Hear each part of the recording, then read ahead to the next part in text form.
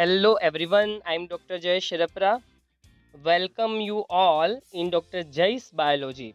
I have completed my BDS from Civil Hospital Ahmedabad and Master in Arts and Clinical Psychology. Let's learn biology as an art. Biology को art की तरह पढ़ सकते हैं, fun की तरह पढ़ सकते हैं. किसी ने बहुत अच्छा कहा है, अगर साइंस आपको बोरिंग लग रहा है that means you are learning from the wrong teacher. आप साइंस को रॉन्ग टीचर से पढ़ रहे तभी ही आपको साइंस बोरिंग लग सकता है. हमारा कॉन्सेप्ट है बायोलॉजी को आर्ट और फन के साथ पढ़ना. आप सबका 11th साइंस के अंदर भी स्वागत है. Let's start adventurous journey of biology. Biology की एडवेंचरस जर्नी की हम शुरुआत करेंगे आज. और शुरुआत करते हैं chapter number 1.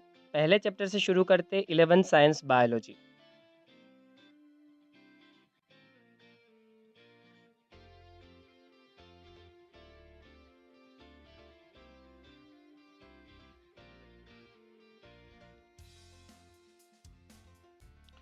Chapter 1 11th science biology, the living world.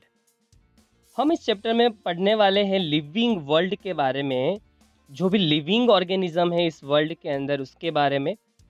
तो बेसिक कॉन्सेप्ट जो है बायोलॉजी के वो इस चैप्टर के अंदर है. ये चैप्टर बायोलॉजी का एकदम स्टार्टिंग और बेसिक चैप्टर है जिसमें हम बायोलॉजी के एकदम बेसिक कॉन्सेप्ट को पढ़ेंगे. बायोलॉजी के एकदम बेसिक जो टॉपिक्स है उसके बारे में पढ़ेंगे और हम बायोलॉजी की जो बेसिक इंफॉर्मेशन है उसके बारे में समझेंगे इस चैप्टर के अंदर. तो चलिए शुरू करते हैं बायोलॉजी की इस जर्नी की द लिविंग वर्ल्ड चैप्टर के साथ.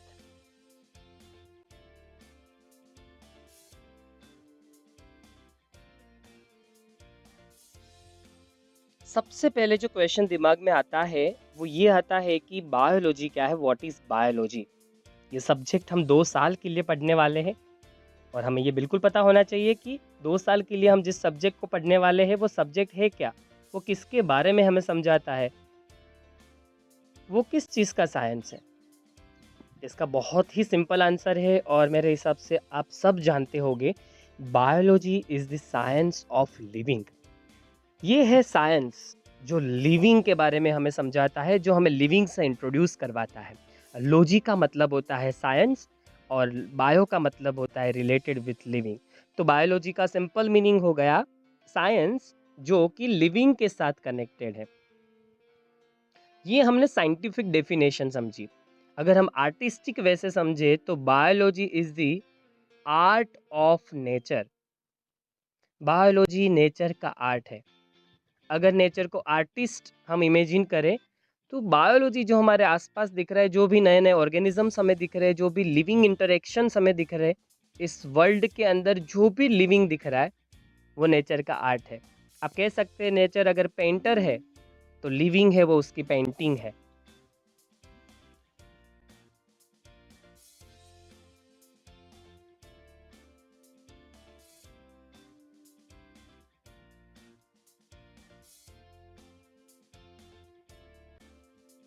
अगर नेचर को हम पेंटर एज्यूम कर रहे हैं तो दैट मीन्स जो लिविंग ऑर्गेनिजम्स है वो उनकी पेंटिंग्स हो गई और हमें समझना है इन पेंटिंग्स के बारे में, लिविंग के बारे में. तो सबसे पहला क्वेश्चन ये आता है व्हाट इज लाइफ. ये लाइफ है क्या. बहुत पंगे हैं इस लाइफ के अंदर. एजुकेशन लेना पड़ता है, 1st to 12th स्टैंडर्ड तक स्टडी करनी पड़ती है. उसके बाद कोई बोलता है कि बहुत मज़ा होगा, बोर्ड एग्जामिनेशन के बाद बहुत मज़ा होता है, ज़िंदगी बहुत अच्छी हो जाती, खुशहाल होती है. ऐसे करते हुए 10th की बोर्ड हमें पास करवा दी. फिर कोई और रिलेटिव आता है, बताता है 12th पास कर लो बस ज़िंदगी में मज़े ही मज़े. उसी चक्कर में हमने 12th भी पास आउट कर लिया. फिर बोलते हैं कि नहीं अब ग्रेजुएशन कर लो, मज़े ही मज़े, ग्रेजुएशन भी कर लेते. और फिर बोलते हैं कि अच्छी खासी जॉब ले लो, एक अच्छा सा बिजनेस शुरू कर लो, ज़िंदगी में मज़े ही मज़े है. और उस चक्कर में हम वो सब कुछ कर लेते हैं और फिर हो जाती है शादी. तो फिर सब जानते हैं फिर तो कोई मज़े नहीं रहते ज़िंदगी में, ख़त्म हो जाते सारे मज़े. तो फिर ज़िंदगी में मज़े होते कहाँ हैं.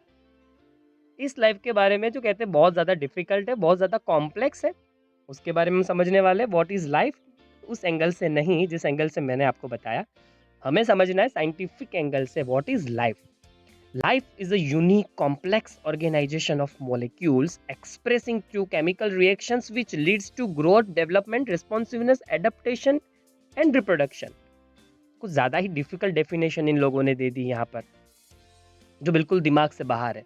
ये कुछ वैसी ही डेफिनेशन दिख रही है जैसे थ्री इडियट में वो मशीन की डेफिनेशन उनके सर दे रहे थे रेंचो के। पर हम थोड़ा इजी करके समझते हैं, जिस तरीके से रेंचो समझता था। चलिए समझते हैं क्या लाइफ होती है। तो ज़रा डेफिनेशन को देखिए, ये एक यूनिक है, बहुत यूनिक यूनिक चीज़ है, एकदम यूनिक। आप ही की तरह आप भी यूनिक हो।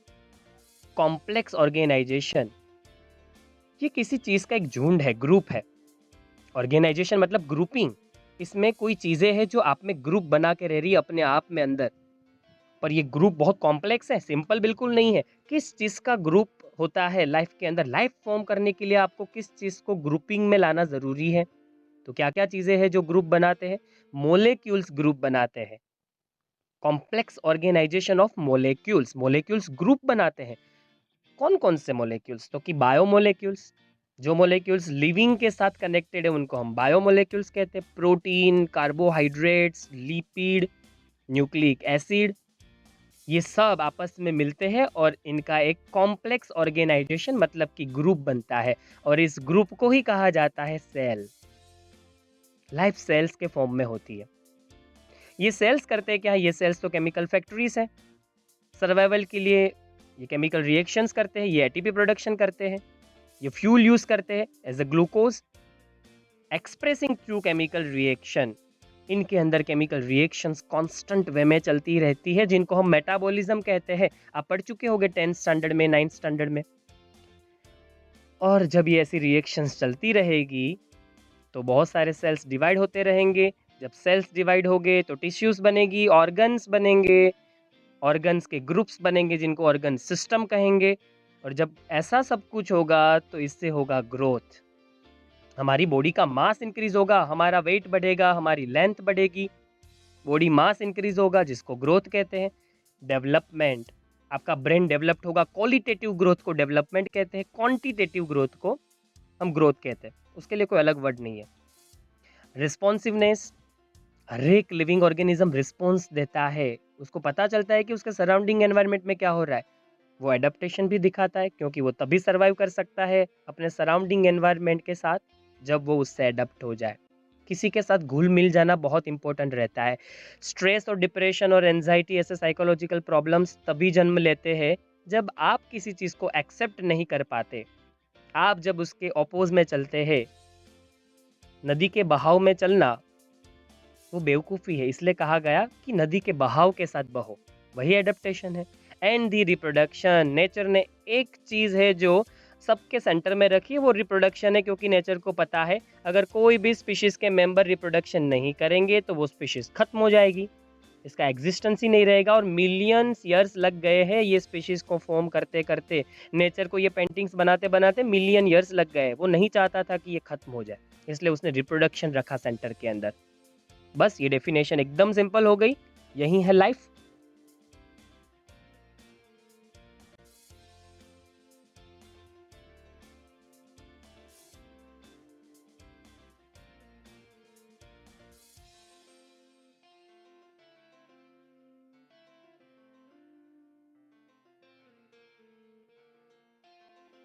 What is living organism? इनके क्वेश्चन खत्म नहीं हो रहे। पहले बोल रहे what is life, what is biology, अब बोल रहे व्हाट इज लिविंग ऑर्गेनिजम्स। चलिए हम इनको भी आंसर दे देते हैं। A living organism is a self-replicating, evolving and self-regulating interactive system capable of responding to external stimuli। पता नहीं कौन से ग्रह की भाषा यूज कर रहे हैं, कौन से प्लेनेट की भाषा इन्होंने इस डेफिनेशन के अंदर यूज की है। इसको थोड़ा सिंपल करके समझते हैं। Living organism is a self replicating, self replicating मतलब जो अपनी रेप्लिका बना सकता है, जो अपने जैसी दूसरी कॉपी बना सकता है, जो जेरोक्स बना सकता है खुद के जैसी। दैट मीन्स वो रिप्रोडक्शन करेगा तो ठीक उसके जैसे दिखने वाला एक बेबी प्रोड्यूस होगा, ऑफस्प्रिंग प्रोड्यूस होगा, जिससे उसकी जनरेशन आगे बढ़ती रहेगी। उसके मरने के बाद भी कोई होगा जो उसकी जनरेशन ट्री को आगे बढ़ाएगा। इवोल्विंग, वो इवोल्यूट होते रहते हैं। संसार का नियम है परिवर्तन। The only thing is permanent is the change. Nothing is permanent, only change is permanent. इस दुनिया में सिर्फ चेंज ही परमानेंट है, बदलाव जरूरी है, परिवर्तन संसार का नियम है। कहीं जगह पढ़ा, गीता के सार में पढ़ाया गया परिवर्तन जरूरी है, चेंज इंपॉर्टेंट है, वही इवोल्यूशन है। बदलते हुए एनवायरनमेंट के साथ हमें भी बदलना पड़ेगा। जो रिजिड होता है वो जल्दी टूटता है, ट्रीज की वही ब्रांचेस जल्दी ब्रेक हो जाती है जो एकदम से रिजिड होती है, जो वुडी होती है। जो ग्रास होते हैं वो कभी भी टूटते नहीं, क्योंकि वो तो इलास्टिक होते हैं, वो हर एक सिचुएशन में फ्लेक्सिबल होते हैं, तो वो ढल जाते हैं, वो एडप्ट हो जाते हैं। समय के साथ एडप्ट होना है, सिचुएशन के साथ एडप्ट होना है, सिचुएशन के साथ अपने आप को भी बदलना है, और इसी को हम कहते हैं इवोल्यूशन। तो लिविंग ऑर्गेनिज्म वो होता है जो इवोल्यूट होता रहे। And the self regulating interactive system, इसको कोई बाहर से हमने इंसान नहीं रखा जो हमारी बॉडी को कंट्रोल कर रहा है, खुद में खुद बॉडी खुद का कंट्रोल कर रही है। हमें भी नहीं पता हार्ट बीट्स कैसे मेंटेन हो रहे, एक्सरसाइज करते बढ़ जाती है, स्लीप में होते तो कम हो जाती है। बॉडी को पता है कि ये पूरी सिस्टम कैसे चलाना, इसी को कहते हैं self regulating interactive system. Interactive है, ये सिस्टम अकेली अकेली काम नहीं करती, आपस में बातें भी करती है, जैसे हम अपने दोस्तों के साथ करते हैं, हम टीचर्स के साथ करते हैं, हम अपने पेरेंट्स के साथ करते हैं, नेबर्स के साथ करते हैं, वैसे ये सिस्टम अंदर ही अंदर एक दूसरों से बातें करती है। कैसे? ब्लड के जरिए सारे ऑर्गन्स कनेक्टेड है। डाइजेस्टिव सिस्टम से जो भी फूड आया वो फूड फ्यूल है हमारी बॉडी का, वो ब्लड पहुंचाता है हर एक ऑर्गन के सेल तक। इंटरेक्शन हुआ ये। हमारी बॉडी के जो भी ऑर्गन्स है उनको मैसेजेस आते हैं, कहाँ से? ब्रेन से। ब्रेन कंट्रोलर है सबका, कंट्रोल करता है, वो मैनेजर है हमारी बॉडी का। तो ये ऑर्गन्स जो है वो जैसे एम्प्लॉइज है, और ब्रेन जैसे हमारा मैनेजर है, और अंदर ही अंदर सब कुछ इंटरेक्ट करते रहते, ये इंटरेक्शन चलता रहता है और हमें पता भी नहीं चलता। इसलिए पता नहीं चलता क्योंकि सेल्फ रेगुलेटिंग है, खुद में खुद कुछ कर लेता है, प्रॉब्लम्स भी अपने सॉल्व कर लेता है, हमें ये पूछता नहीं है कि क्या करूँ। इसके पास हीलिंग के लिए भी प्रॉपर्टीज़ हैं। डिजीज़ होने के बाद ये कैसे उसको हील करना, उसके बारे में भी इसको समझ है। इम्यूनिटी के थ्रू ये सब कुछ कर सकता है। रिस्पॉन्सिवनेस इसके पास है। ब्रेन इतना डेवलप्ड है। अगर हम हाईली डेवलप्ड ऑर्गेनिज्म की बात करें, इसको हम इंटरेक्शन कहेंगे, जो ऑर्गन्स आपस में इंटरेक्ट करते हैं।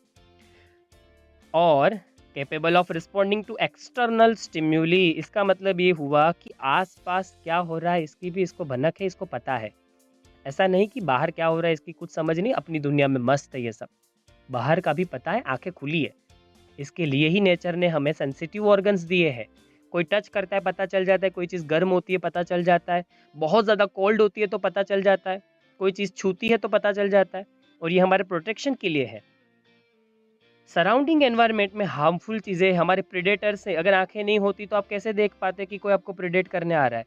अच्छा है कि डियर के पास आंखें हैं तो वो देख पाता है कि लायन उसको प्रेडेट करने के लिए दौड़ा हुआ आता है, और उसको दौड़ते हुए आता है देख तो वो भी भागने लगता है, खुद को बचा लेता है। आवाज़ भी सुनते हैं हमारे ईयर्स, उससे हमें पता चल जाता है कि बाहर हमें खतरा है, कोई चीज़ है जो हमें प्रेडेट करना चाहती है, मारना चाहती है। इसको कहते हैं रिस्पॉन्ड करना। हमारा बॉडी जानता है कि जैसे उसको बहुत ज़्यादा गर्मी लगेगी तो उसमें स्वेटिंग होने लगेगी, यह है रिस्पॉन्ड। अगर बहुत ज़्यादा ठंडी होगी तो हम शिवरिंग करने लगेंगे, वाइब्रेट करने लगेंगे, वो है रिस्पॉन्ड। इसको कहते हैं रिस्पॉन्डिंग टू एक्सटर्नल स्टिम्यूली। ये डेफिनेशन अब हो गई बहुत ही सिंपल।